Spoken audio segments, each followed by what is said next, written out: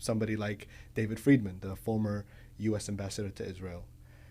He just published a book called One Jewish State, where he advocates for a relationship with the Palestinians similar to the U.S. has with Puerto Ricans, where they are technically under the umbrella of Americans, but they don't have full rights. They don't vote, for example.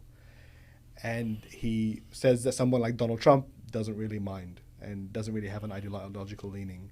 Do you worry that this is going to be the direction that what used to be the peace process is going to head towards? No, not worried at all, because the peace process is not a peace process.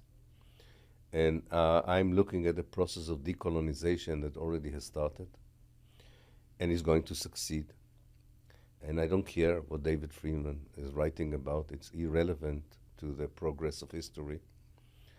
It can put obstacles on the way to liberation and freedom, but it will not stop liberation and freedom or decolonization. Palestine would be decolonized. That's a fact that people should understand.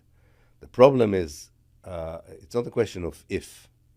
The question is of when. And when is, of course, very important, because the longer we wait for the decolonization, the more suffering people like Friedman and his friends can help Israel to impose. But that is not the conversation that is important to anyone in Palestine. I think we're beyond that. That's why the whole conversation of the day after, led by the US and the West and some of the Arab countries, as if the day after is still based on a two-state solution, is irrelevant to the reality on the ground. The reality on the ground is not conducive for such a conversation. It's almost like talking about a Palestine that exists somewhere else. Maybe they know of it.